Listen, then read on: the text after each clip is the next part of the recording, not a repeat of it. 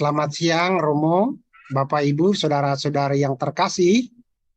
Saya akan melanjutkan untuk pertemuan kita yang kedua.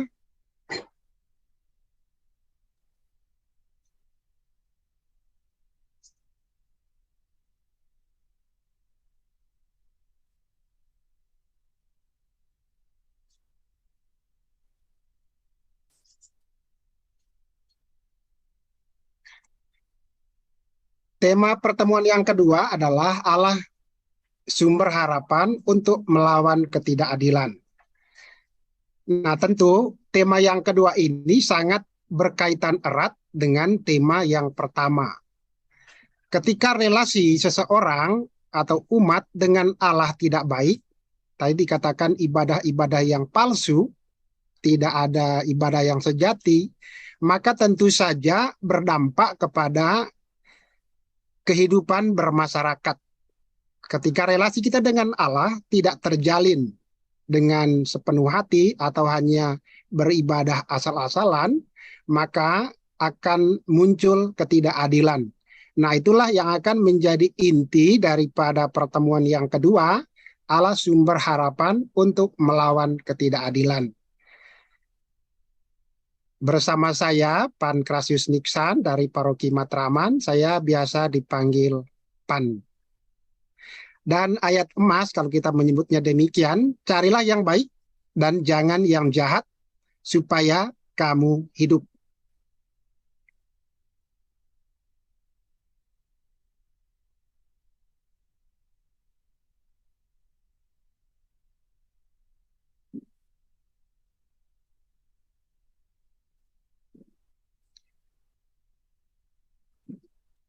Kita terlebih dahulu melihat apa itu adil. Dalam Kamus Bahasa Indonesia dikatakan adil adalah sama berat, tidak berat sebelah, tidak memihak atau berpihak kepada yang benar, dan tidak sewenang-wenang. Nah, secara terminologis, adil mengandung makna suatu sikap yang bebas dari ketidakjujuran dan diskriminasi. Ketidakadilan adalah suatu tindakan yang oleh lembaga sosial maupun perorangan yang memihak kepada salah satu dari kedua belah pihak yang bersengketa. Jadi ini masuk dalam kategori tindakan yang sewenang-wenang. Nah, Bapak Ibu, kita melihat latar belakang daripada tema ini, ada 4 hal yang kami ambil. Yang pertama adalah kurangnya pengetahuan. Nah, ternyata Bapak Ibu ada aspek ketidakadilan terkait dengan kurangnya pengetahuan. Jadi ada orang-orang tertentu di masa pandemi ini memiliki akses informasi terhadap munculnya COVID, sehingga mereka bisa menyiapkan diri, mereka bisa membeli obat, mencari berbagai persiapan untuk ketahanan tubuhnya. Tetapi di pihak lain kita menemukan ada orang yang tidak punya akses, sehingga mereka tidak siap. Jadi ibarat berperang, ada yang sudah siap, ada yang tidak siap. Nah, ini menjadi sebuah ketidakadilan. Kemudian yang kedua di bagian pendahuluan adalah akses fasilitas kesehatan. Nah, seperti yang kita ketahui, yang bisa kita alami juga, bahwa ada orang-orang tertentu yang mungkin secara finansial atau punya jaringan yang bagus dengan pusat-pusat kekuasaan atau medis, maka mereka bisa mendapatkan itu. Bisa dirawat di rumah sakit atau di tempat-tempat yang bagus, sementara yang golongan menengah ke bawah mereka tidak mendapatkan fasilitas yang memadai, sehingga ada cerita miris orang-orang yang menengah ke bawah itu meninggal di rumah dan tidak mendapatkan apa-apa, tidak mendapatkan perawatan. Ini satu ketidakadilan. Kemudian yang berikutnya adalah terkait dengan protokol kesehatan. Nah, Bapak Ibu, ternyata ini juga sebuah ketidakadilan. Mengapa? Karena kalau misalnya ya kita di Kuskupan itu sangat ketat menerapkan protokol kesehatan, harus pakai masker, cuci tangan, cek suhu tubuh dan lain sebagainya, tapi ternyata di tempat lain ada yang seenaknya.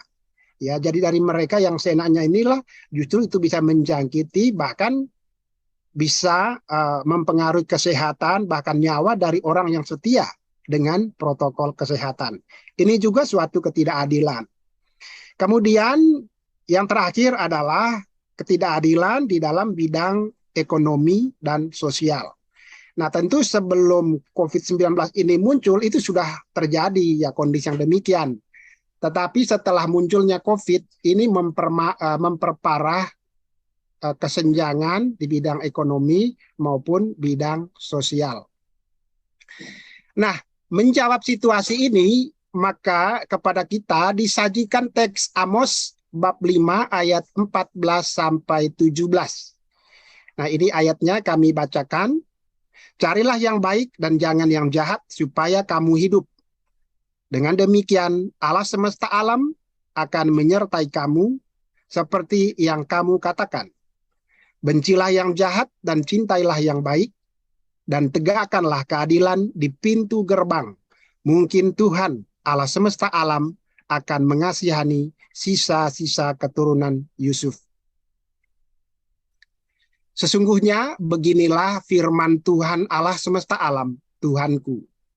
Di segala tanah lapang akan ada ratapan, dan di segala lorong orang akan berkata, wahai, wahai. Petani dipanggil untuk berkabung, dan orang-orang yang pandai meratap untuk mengadakan ratapan. Dan di segala kebun anggur akan ada ratapan apabila aku berjalan di tengah-tengahmu, firman Tuhan. Nah, di sini kita bisa melihat bahwa teksnya ini berbicara sangat lugas, sangat sederhana, karena seperti yang sudah diuraikan tadi di bagian pertama juga oleh Romo, bahwa Amos ini adalah orang yang sederhana, ya, dia ada bukan orang yang hebat, maka dia juga berbicara secara lugas, secara jujur, ya, tidak bertele-tele. Nah, sekarang kita melihat konteks daripada teks ini. Nah, seperti di bagian pembuka sudah saya katakan tadi bahwa ada kesinambungan, ada relasi yang sangat kuat antara bagian pertama dengan bagian kedua dari BKSN 2022 ini. Nah, pada bagian pertama dikatakan carilah Tuhan, itu intinya. Kemudian di bagian kedua temanya adalah carilah kebaikan. Ya, carilah kebaikan, bagaimana kita berlaku adil. Nah, ternyata Bapak Ibu, antara mencari Allah dengan mencari kebaikan itu punya hubungan yang sangat kuat. Nanti kita lihat. Nah, seperti yang kita tahu bahwa keadilan menjadi tema sentral di dalam kitab Amos. Jadi ternyata di dalam situasi masyarakat yang tenang, bahkan kesejahteraannya terjamin, tetapi ternyata ada ketidakadilan. Nah, inilah pentingnya suara kenabian. Jadi ketika situasi yang demikian, peran Nabi menjadi sangat penting untuk mengingatkan, untuk menyadarkan orang-orang Israel. Dan Nabi Amos melihat praktek-praktek ketidakadilan di dalam masyarakat. Nah, itu kita bisa baca seperti dalam pertemuan pertama dan kedua, bab 5 ayat 7 sampai 13. Nah, bahkan di dalam kitab Amsal bab 21 ayat 3 itu dijelaskan keadilan lebih baik ya daripada persembahan. Jadi kalau orang memberikan persembahan kepada Allah, tetapi di dalam praktek sehari-hari orang itu tidak menerapkan keadilan, entah di keluarga atau di lingkungan masyarakat, ya termasuk mungkin yang memiliki usaha, maka persembahan itu menjadi tidak berkenan di hadapan Allah. Kemudian yang ketiga, keadilan itu juga berarti kita menghormati harkat dan martabat manusia, seperti tadi dijelaskan oleh Romo Joseph. Karena itu, tema keadilan ini juga terkait dengan keberadaan kita sebagai citra Allah. Di dalam kitab Kejadian bab 1 ayat 28 sampai 31. Nah, di dalam teks ini Nabi Amos memberikan kritik kepada dua kelompok. Yang pertama adalah kepada para penguasa. Jadi termasuk mereka yang memiliki jabatan atau kedudukan di dalam masyarakat. Nah, mereka inilah yang menghasilkan peraturan atau undang-undang dan mereka juga yang melaksanakannya. Nah, ternyata ada ketidakadilan ketika mereka menerapkan peraturan atau undang-undang yang ada. Namun juga kritik ditujukan kepada masyarakat umum.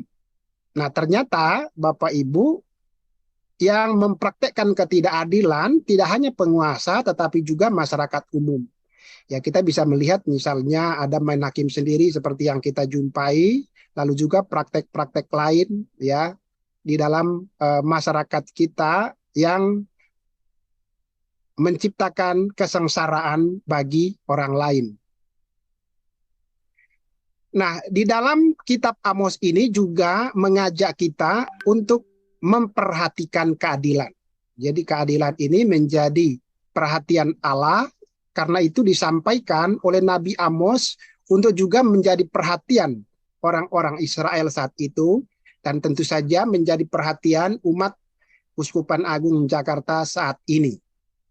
Nah, di sana juga ditegaskan bahwa keadilan sebagai syarat untuk memperoleh kehidupan. Itu artinya kalau seseorang tidak mempraktekkan keadilan, maka dia tidak mempunyai tempat untuk memperoleh kehidupan yang dijanjikan oleh Allah. Jadi menegakkan keadilan sama dengan menegakkan kehidupan baik untuk dirinya maupun untuk sesama. Nah, kita melihat secara mendalam dari teks ini di bagian pertama tadi, Amos bab 5 ayat 4 sampai 6, kemudian di pertemuan kedua bab 5 ayat 14 sampai 17. Itu sama-sama ada kata mencari, imperatif, perintah, carilah Tuhan. Ya. Kemudian di bagian kedua carilah kebaikan. Jadi antara ayat 14 di pertemuan kedua masih terkait dengan ayat 4 dan ayat 6 di pertemuan pertama. Nah, apa yang berbeda? Yang berbeda adalah objeknya. Kalau di ayat 4 dan ayat 6 yang dicari adalah Tuhan, sementara di ayat 14 pada pertemuan kedua yang dicari adalah kebaikan. Nah, sekarang kita lihat, nah kebaikan ini selalu dilihat dalam garis horizontal. Jadi kebaikan itu diarahkan kepada sesama. Seperti kita lihat gambar ini, seseorang yang menolong orang lain. Inilah kebaikan itu. Sementara Tuhan dalam relasi vertikal, ya doa-doa dan segala macam, ya membaca sabdanya, bagaimana memperdalam relasi kita dengan Tuhan. Dan di sini kita melihat bahwa kebaikan yang kita lakukan kepada sesama itu sangat terkait dengan relasi kita dengan Allah. Kalau kita mempunyai hati yang tulus, hati yang bersih dalam relasi kita dengan Allah, maka kita juga akan memiliki kebaikan, relasi yang baik dengan orang lain. Jadi karena itu tadi sangat bagus bahwa pertemuan pertama meletakkan dasar yang paling penting untuk kita, bahwa relasi dengan Allah, ibadat yang sejati, ibadat yang sungguh-sungguh dari kesadaran dari hati kita, itu sangat menentukan bagaimana kita berrelasi dengan Allah, dan tentu saja pasti akan menciptakan keadilan. Nah, kata top artinya baik, menggambarkan sesuatu yang menyenangkan, indah, menggembirakan, dan berguna. Nah, sesuatu yang baik, kalau kita ditolong seperti tadi di awal kuis ini, Romojo itu sudah membagikan 6 kaos, ya, itu memberikan kebahagiaan, kegembiraan, ya. Nah, kegembiraan dan kebahagiaan itu adalah sesuatu yang berharga, sesuatu yang bernilai. Maka orang mencari kebahagiaan, orang mencari kegembiraan dengan berbagai cara. Orang kerja keras biar bisa libur ke luar negeri, pergi ke tempat-tempat yang kita inginkan. Nah, karena yang baik itu berharga dan bernilai, maka perlu dicintai. Ya, tidak hanya dicintai tetapi juga dicari, ya. Nah, sekarang kita lihat di sini, ini menjadi ayat kunci di ayat 15. Bencilah yang jahat dan cintailah yang baik, dan tegakkanlah keadilan di pintu gerbang. Mungkin Tuhan Allah semesta alam akan mengasihani sisa-sisa keturunan Yusuf. Jadi di sini ditegaskan bagaimana kita menegakkan keadilan, kemudian mencari kebaikan dan menghindari kejahatan. Nah, hasil dari dua hal ini, mereka, orang-orang Israel, dan kita semua akan hidup dan disertai Tuhan. Inilah hal yang kita terima, mungkin kita sebutnya sebagai dampak, ya, output dari apa yang kita lakukan ketika kita menegakkan keadilan, mencari kebaikan, dan menghindari kejahatan. Jadi kalau di bagian pertama tadi, Amos menegaskan supaya kita mencari yang baik, carilah yang baik. Nah, kelanjutan dikatakan bencilah yang jahat. Ini sesuatu yang bertolak belakang. Kalau yang tadi jangan dicari, yang sekarang dibenci. Nah, Ibrani, kata sane dalam bahasa Ibrani yang berarti membenci, juga mengungkapkan perasaan berjarak atau penolakan terhadap hal atau orang agar relasi dengannya tidak terbangun. Nah, dalam konteks ini berarti bagaimana kita menjaga jarak dengan kejahatan, bagaimana kita tidak membangun benih-benih kejahatan di dalam diri kita maupun di dalam relasi kita dengan sesama. Jadi kalau kebaikan itu menyatukan, mendekatkan, mempersatukan, sebaliknya kejahatan itu membuat relasi renggang, membuat relasi kita jauh dari sesama maupun dari Allah.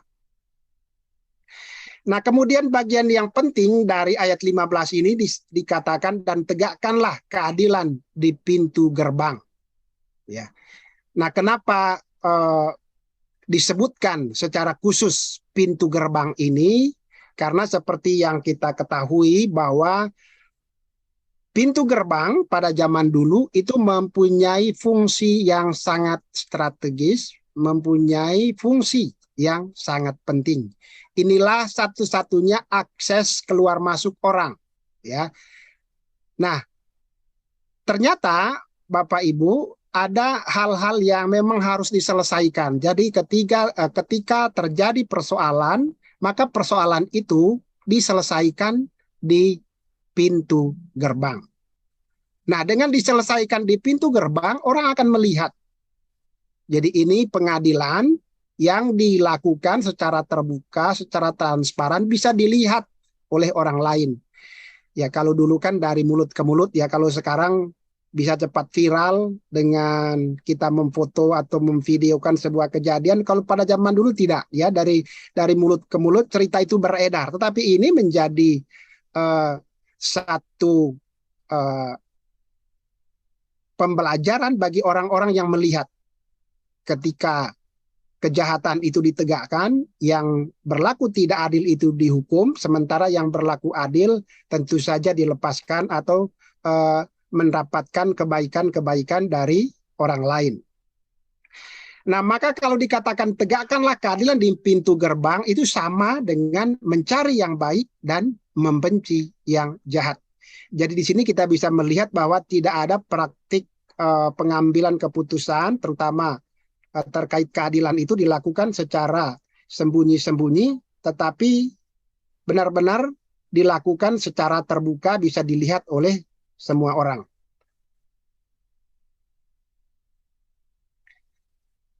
Nah, kita melihat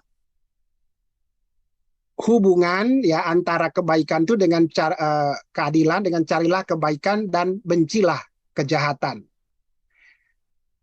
Nah, Bapak Ibu, tentu ada hubungan yang sangat kuat antara kebaikan dengan keadilan. Kita ambil contoh di dalam keluarga kita, kalau kita relasinya dengan anak atau siapapun, dengan tetangga atau juga di perusahaan, ya, relasinya tidak baik, hati kita marah, jengkel dan lain sebagainya, tentu akan sulit bagi kita untuk menciptakan keadilan. Ya, karena itu kebaikan ini penting menjadi landasan untuk kita bersikap adil. Jadi kebaikan itu menghasilkan keadilan, dan dari keadilan itulah Tuhan menganugerahkan hidup dan juga penyertaan Allah. Dan kita tahu seperti juga dalam sebuah teks ya, dalam percakapan Yesus dengan seseorang, kita bisa lihat dari Injil Markus bab 10, ketika seorang datang kepada Yesus, guru yang baik. Orang itu menyebut Yesus guru yang baik. Lalu jawaban Yesus mengatakan, tidak ada yang baik selain daripada Allah. Jadi artinya bahwa kebaikan itu memang berasal dari Allah. Maka supaya kita memiliki kebaikan di dalam diri kita, maka kita harus bersatu dengan Allah. Kemudian terkait dengan kejahatan. Nah, kejahatan ini menciptakan ketidakadilan, dan ketidakadilan ini hasilnya adalah akan ada ratapan dan perkabungan. Inilah yang ada di dalam ayat 16 dan 17. Jadi ayat 16 dan 17 Bapak Ibu hanya dua kata ini yang penting, yaitu adanya ratapan dan perkabungan ketika ketidakadilan muncul. Maka kita bisa lihat dalam konteks pandemi ini bagaimana orang menjerit, bagaimana orang menangis, ya, terluka dan lain sebagainya ketika mereka mengalami ketidakadilan. Nah, pesan dan penerapan tentu kita berangkat dari situasi COVID-19 yang menimbulkan kesenjangan di berbagai aspek kehidupan. Nah, tentu kalau kita menerapkan keadilan akan tercipta kebaikan dan harmoni. Ya, kita bisa lihat di dalam keluarga kalau seorang ayah atau ibu ya bersikap adil terhadap anaknya, relasi antara kakak dan adik, saudara-saudara di dalam keluarga itu akan baik dan harmoni. Ya. Nah, sebaliknya ketika ada ketidakadilan maka ada penderitaan, ya. Ada yang mengatakan saya anak mama atau anak papa, yang lain mengatakan anak bawang dan lain sebagainya. Nah, dalam situasi inilah Bapak Ibu, peran gereja, kehadiran kita semua menjadi sangat penting. Nah, ini ada beberapa pertanyaan bagian kelima, ya, ada beberapa pertanyaan yang bisa kita bacakan, saya skip. Nah, Gereja Kuskupan Agung Jakarta, paroki, wilayah lingkungan, dan umat beriman hadir dan mampu memberikan harapan kepada umat Katolik yang mengalami ketidakadilan. Nah, ini menjadi refleksi, menjadi pertanyaan kita semua. Dan ini bagian akhir kalau kita menggambarkan secara sederhana dari pertemuan kedua ini, Bapak Ibu, Allah sumber harapan untuk melawan ketidakadilan. Nah, ini menjadi semangat umat Kuskupan Agung Jakarta untuk kita menyuarakan suara kenabian. Suara kenabian itu dalam konteks ini adalah untuk menegakkan keadilan, ya, untuk supaya keadilan itu tercipta. Nah, tentu saja ini ditujukan kepada para penguasa, kepada masyarakat, dan ketika ini terjadi, penguasa dan masyarakat bersinergi untuk menciptakan keadilan, ya, bagaimana menegakkan keadilan, bagaimana mencari kebaikan dan menghindari kejahatan. Maka harapan dari Nabi Amos di dalam bab 5 ayat 24, tetapi biarlah keadilan bergulung-gulung seperti air dan kebenaran seperti sungai yang selalu mengalir. Kalau kita melakukan ini Bapak Ibu, maka inilah yang akan terjadi. Nah, pertanyaan kita, apakah ada di dalam gereja? Ada. Ini sangat nyata kalau kita membaca kisah jemaat perdana. Bagaimana mereka hidup di dalam kebaikan. Kebaikan itu yang mendorong mereka untuk berkorban, menjual apapun yang mereka miliki yang berkelebihan, dan itu dibagi. Dan di sanalah kita melihat sukacita yang luar biasa. Dan kita berharap bahwa itulah yang akan menjadi harapan kita. Situasi ini akan ada, kita alami di umat kita di Kuskupan Agung Jakarta, sehingga umat Kuskupan Agung Jakarta menghadirkan Allah yang memberi harapan di dalam upaya melawan ketidakadilan. Itu saja dari kami. Terima kasih. Saya kembalikan ke Sis Yudit. Terima kasih Pak Pan. Saudara-saudaraku, izinkan saya tambahin satu lagi untuk mengantisipasi pertanyaan umat. Umat yang kreatif seringkali bertanya begini, apa hubungannya orang Israel menyembah berhala, lalu mereka jadi jahat? Apa hubungannya? Dalam penggalian kuno, ini perlu informasi baru nih, dalam penggalian kuno, ditemukan bahwa dalam ritus-ritus penyembahan berhala, itu tidak pernah diajarkan para pemuja berhala itu untuk hidup baik, untuk hidup benar, untuk hidup jujur. Nggak ada hal-hal moral diajarkan dalam ibadah-ibadah penyembahan berhala. Yang ada adalah potong kepala kebo, sesajen, persembahan, ngebul-ngebul, lalu doa minta hujan, minta kesuburan. Berhala-berhala ini tidak pernah mengajarkan umatnya untuk hidup baik. Maka nggak heran kenapa umat Allah ini tiba-tiba jadi jahat, karena mereka ikut bangsa-bangsa lain menyembah berhala. Mereka nggak lagi menyembah Tuhan yang mengajarkan mereka untuk hidup baik dan adil. Itu yang pertama. Informasi penting buat kita. Lalu yang kedua, saya yakin semua yang di sini ketika ngomong, Pak Pan tadi ngomong soal baik, langsung larinya ke penciptaan. Allah yang maha baik menciptakan manusia dengan keadaan baik. Nah, karena ketidaktaatan, ketidakadilan, kecurangan, korupsi, apa yang awal kita baik itu tergerus, maka jadilah masalah demi masalah. Nah, bagaimana cara mengatasi masalah-masalahnya? Kembali pada panggilan hidup kita, yaitu terarah pada kebaikan. Menjadi umat yang tidak pernah lelah berbuat baik. Misalnya kayak gitu. Gimana Romo salah satu caranya? Keadilan dan kebenaran. Itu daripada kita nyusun banyak-banyak gitu ya, kita lama-lama nggak tahu mulai dari mana. Amos menyuarakan semuanya ini berawal dari ketidakadilan, maka utamakan keadilan. Jadi bagaimana nih di minggu kedua kita diajak untuk menjadi umat yang adil di tengah keluarga, masyarakat, dimanapun kita berada. Terima kasih.